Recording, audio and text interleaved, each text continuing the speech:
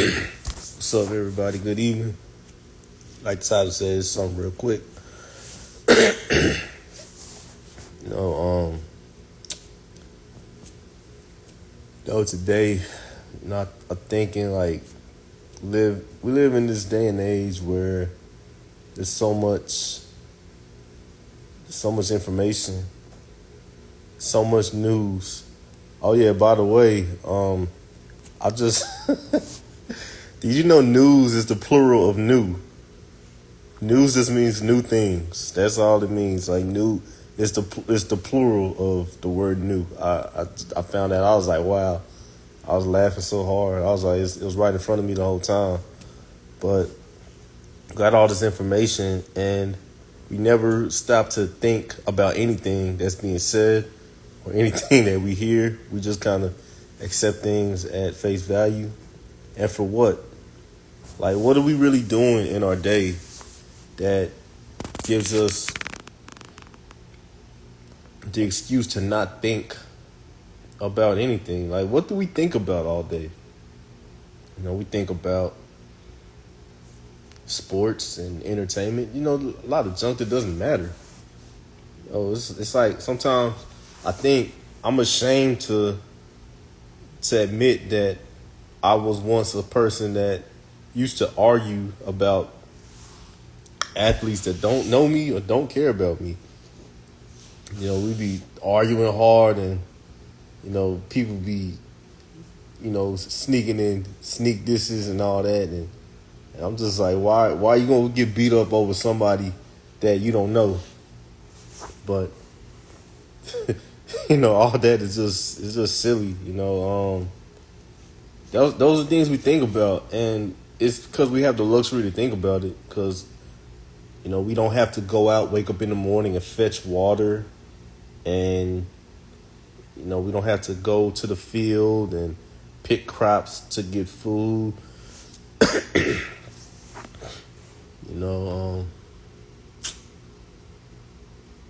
We got all these amenities and conveniences, and what do? What is a convenience?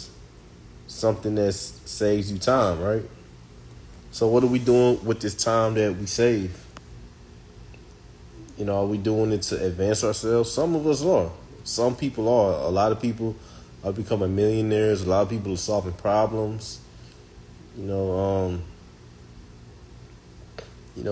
do we do with this information? Or this time that we have freed up because of convenience. I was listening to a guy. He was saying that wealth is not a function of money, but it's a function of time. If you make $1 million, but it take you 40 years to make it, you still made $1 million. But if you made $1 million and it took you a month to make it, you're wealthy, in comparison to the person that it took 40 years to. But it was all dependent. It's all depending on the time that it took, right? So, wealth is a function of time, and we don't take our time, all this free time that we have, really utilize it to make ourselves better, make ourselves more efficient. We just use it to entertain ourselves and amuse ourselves. And, where does it get us? But, I wasn't reading, but I was thinking about a show I did a couple weeks ago. People in the comments, they were kind of mad at me, accusing me of saying things that I wasn't saying. I was talking about the Bible, and then they brought up, they're like, Romans. They're like, what about Romans 9? Because I was talking about Israel and whatnot. But when people kind of like come at me with kind of like objections, I'm cool with it. I don't really care. But it's kind of like all the objections. It's like the objections that you're gonna come with. It's like I already know about it. I already know what you're coming with. And it's funny because like when I looked at the objection, when I looked at the verse, they had in question, I'm just like, that even further proves my point. You know? Because I was talking about how Israel, how Israel is the church. Israel is the spiritual fulfillment of Israel is the church. The spiritual realization of all of God's promises is the church. And I read Romans 9. They were like, you're saying the church replaced Israel. I'm like, I never said that. I never said that at all. And, they were like, that's replacement theology. I'm like, well, I never said anything about replacement. What I said was that the church is the spiritual fulfillment of Israel. And, you read Romans 9, I mean, it's even, it says that, talking about, verse 6 said, not as though the word of God is taking none effect, for they are not all Israel which are of Israel. Okay, so what does that mean? They are not all Israel that are of Israel. I mean, it's clear that everybody that is, and this is Paul speaking back then. He was talking to everybody that is a part of the Commonwealth of Israel, because their lineage. That doesn't mean they're Israel. That's what it's saying. And how do I know that? Because the next verse, neither because they are the seed of Abraham are they all children, but in Isaac shall thy seed be called. That is, they which are the children of the flesh, which is your lineage, these are not the children of God, but the children of promise are counted for the seed. So I don't know how this objects to what I was saying. I don't know. For this is the word of promise. At this time I will come, and Sarah will have a son. Okay, so that son that Sarah had was the promise.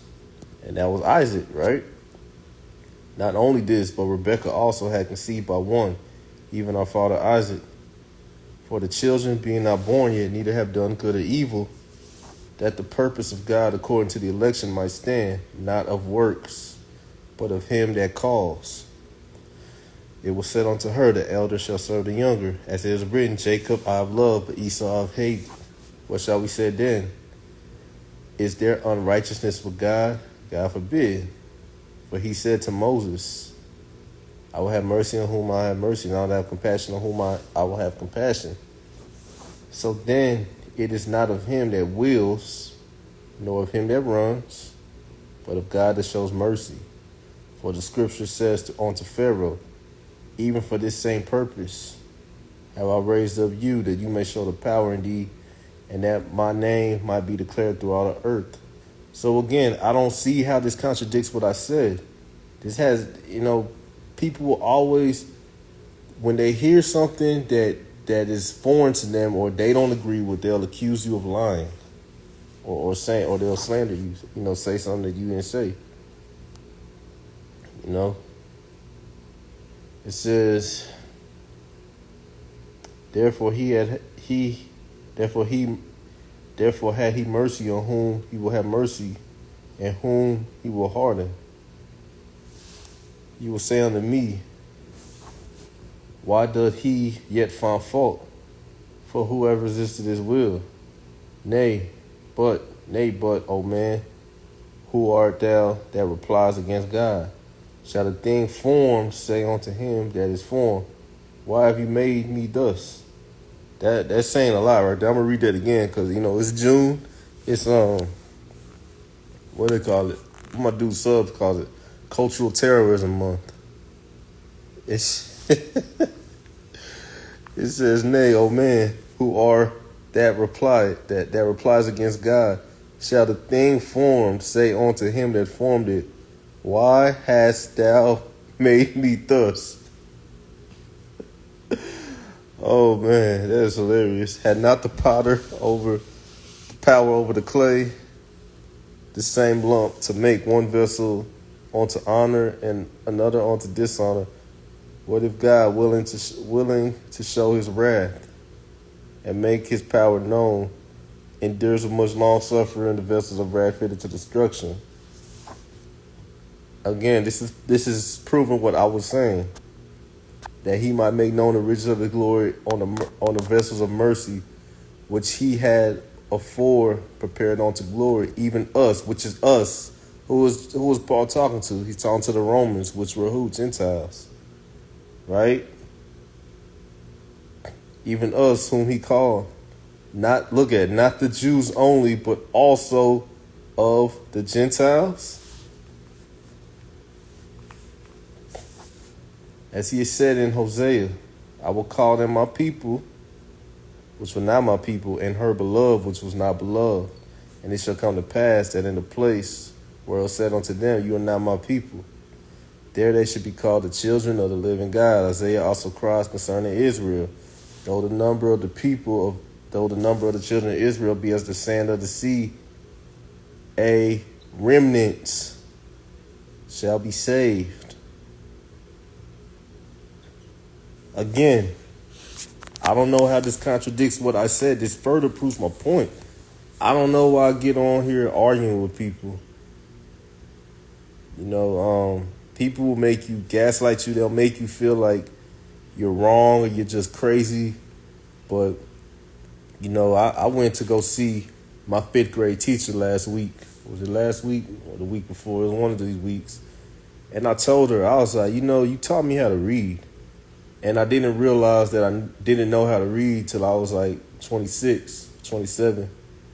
So, when I was reading, all those simple rules like subject-verb agreement, it started coming back into play. So I was like, oh, the subject has to agree with the verb. So the syntax will make sense. So I'm a pretty good reader. I can say that confidently. So when I'm reading these things, I don't know how, I guess because people don't know me, but it's like people be like, you're wrong. And I'm like, you didn't even read it. Like, you didn't even really have these people going off of what somebody told them. It's crazy. It says, for he will finish the work and cut it short in righteousness, because the short work will the Lord make upon the earth. And Isaiah said before, except the Lord of hosts had left us a seed, we had been as Sodom and been unto Gomorrah. What shall we say then? That the Gentiles which followed not after righteousness have attained righteousness, even the righteousness that is of faith. But Israel, okay, what is he talking about? Israel back then, which followed after the law of righteousness, had not attained the law of righteousness. Why? Because they sought it not by faith, but as it were by the works of the law, for they stumbled at that stumbling block. As it is written, behold, I lay in Zion the stumbling block, a rock of offense, and whomsoever believes on him shall not be ashamed. And see, this is the crazy thing. Like, I'm telling people, all right, let me backtrack. The problem with us in America and in the West is we open the Bible and we start in the New Testament, in the quote-unquote New Testament, what we call the New Testament. You can't start there because you're missing the whole context. If you start at the New Testament, none of it will make sense, because the New Testament is the fulfillment of all those promises and prophecies in the Old Testament. So, we got these doctrines that are passed on to us, and we don't even understand it, and we just pass it on. But now we live in a time where information is just rampant, and we tend to not hold on to things just because of tradition, but more so because of, it's like, I gotta find, everybody's trying to find them. Everybody's trying to find the flavor that works for them. So that's why you got a lot of people that will kind of defect from the church. And they'll go into, all that Hotep nonsense and, a lot of New Age stuff. And, just stuff, people trying to find answers. People don't want to be exposed to the elements of this world. Everybody wants to have some kind of covering, and our covering is supposed to be in Christ, just like it was always supposed to be like that for everybody. And I say that, I can't expound on what I mean by that. It's not a video for that. But, it's like, nobody wants to be out here naked, exposed to the elements. because I think that we all know deep inside that, this existence we're living now is only temporary. So, everybody's trying to, they're trying to attain something beyond it, or, maybe some are planning for the future, whereas the Bible is just full of instructions on how to prosper here on this earth. I think God took care of eternity. That was easy. That was easy for him. But, the whole Bible is written so we can prosper here. It's like I was reading in the law. I was reading in the Old Testament law about, well, I'll say this. When I was reading in the law, God was talking to the children of Israel through Moses. And he was like, when you get into the land, you're going to do this. I'm going to bless you, this, that, and the other. And, you're going to pick your grain, anything that falls in the field, leave it there. You're going to leave it there for the poor. Right? So it's kind of like, and then it dawned on me. I'm like, God is speaking to his people, expecting them to be prosperous and successful. When all this time growing up here in the West, we're taught that Christians are supposed to be lowly and poor, and it's some kind of virtue to be poor. It's a curse to be poor. Poverty is a curse. And it's like people think that being rich is a bad thing, being poor is good. Like, that's crazy. And what is it all from, false doctrine and misunderstanding of what's written. So, I'm just saying, like, all these things that we've inherited, all this information, a lot of times we don't really stop to think, okay, like, what does it really mean? And what's the source of it? Like, where is the source? And let me go back to the source. And so that's what I've done. I've tried, and I'm not saying I'm perfect or anything, but I've tried to go back to the source to see, to put it all together and to assimilate it all so it'll make sense to me in my life. And, the more things make sense, the more crazy I see other people just running around in circles, not knowing what's going on. So, I don't know, but, I'm just like, sometimes, knowledge will make you real lonely. It's like, you know things, you learn things, and then you see things, and then, you tell somebody, look at that. And then they look into the rest of your point, and they're like, what is it I'm looking at? I'm like, you can't see it? They're like, nah. I'm like, you can't see it? Like, you serious? You can't see it? They're like, no. And I'm like, and it's like, I'm the only one that can see something. It's a very lonely place to be. But, hey, I don't know why God reveals things to me. I guess because I'm looking for things, I seek it, because the Bible says those who are hunger and thirst for righteousness shall be filled.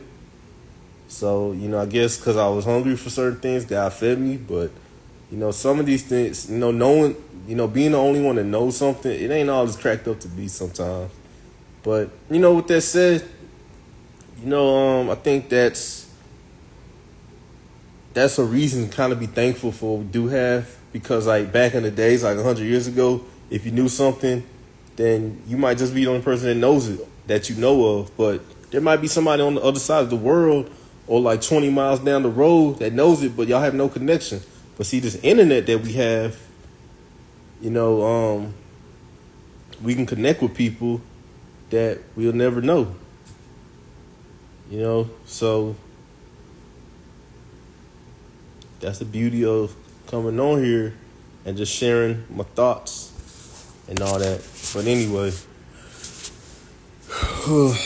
I got 3 viewers. Well, I got no viewers.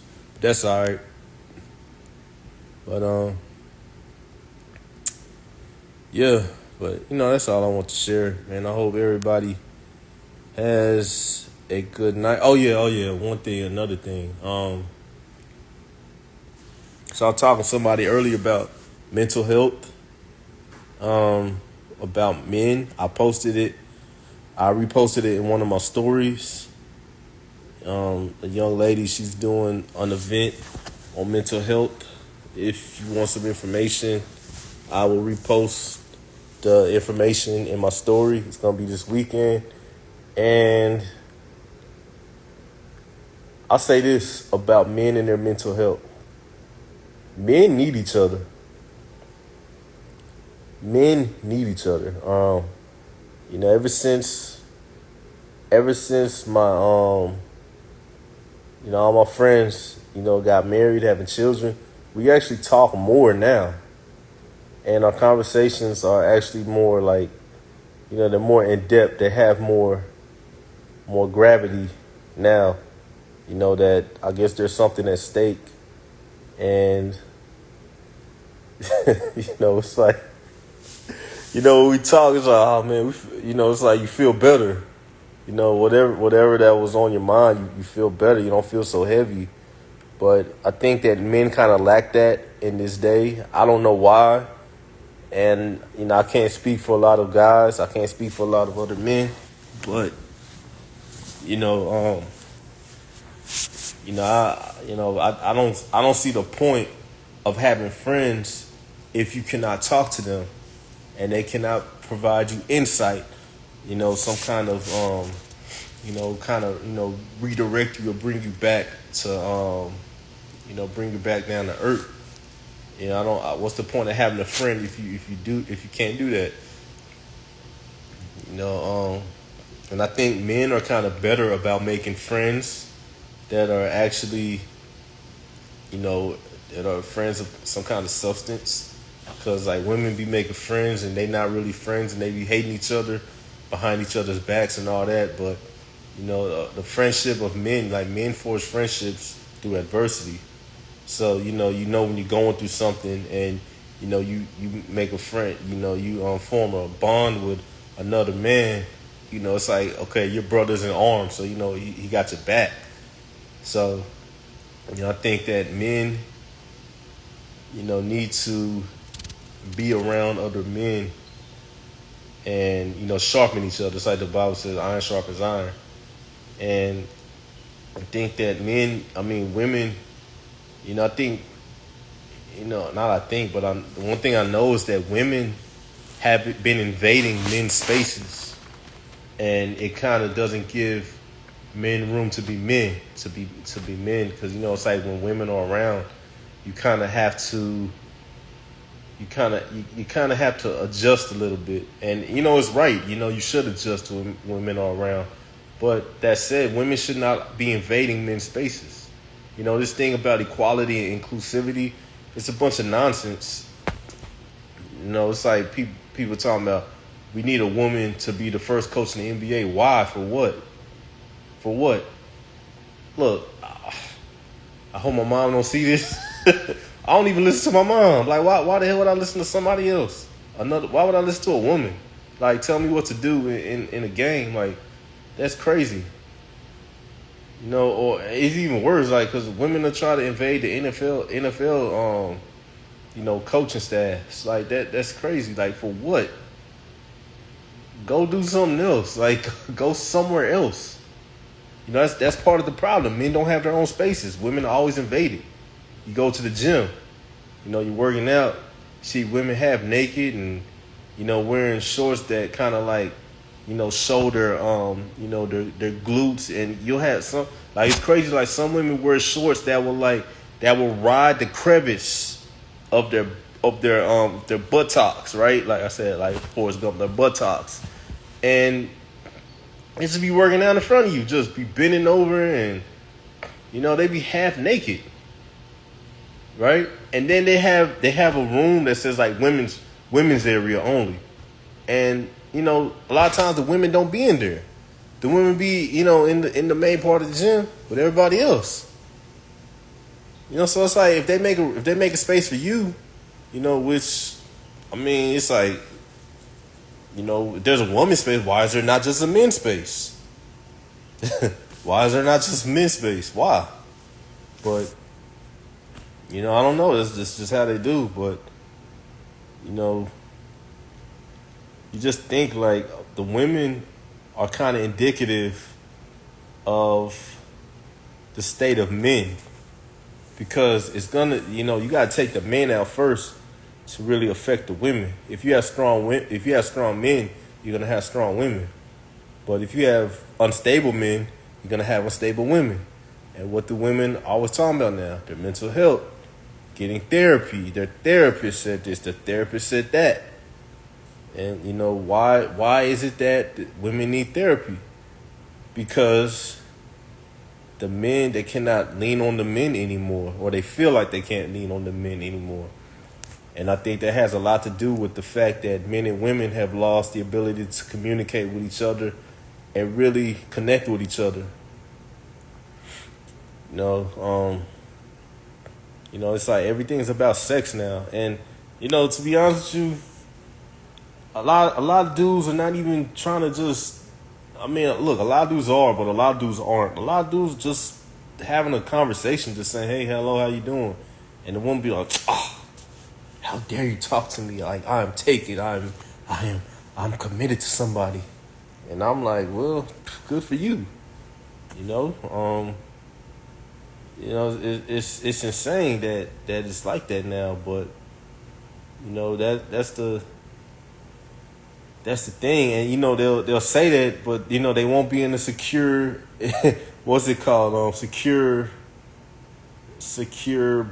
interaction. I don't know. I forgot how one of those crazy sociologists had coined it. Secure attachment. Yeah. They won't be in a relationship with any kind of a secure attachment. Peace to you, brother. Peace to you. But, that's the problem. The men are unstable, so the women are unstable. And, and the men, the only way the men can get stable is if men can have their own spaces again. Women keep invading men's spaces. And they want men to be men, but you cannot just be men when there are women around. Women, look, and I hate to, and this is why I say that you should separate the sexes in the adolescent years. Women can be a distraction at times. When men are trying to get stuff done, they don't need women all in the mix. Women are a distraction at times. So yeah, the mental health thing, it's not that complicated for me. Men need to talk to other men. Men need to be in men's spaces doing men things. Anyway, I holla at y'all.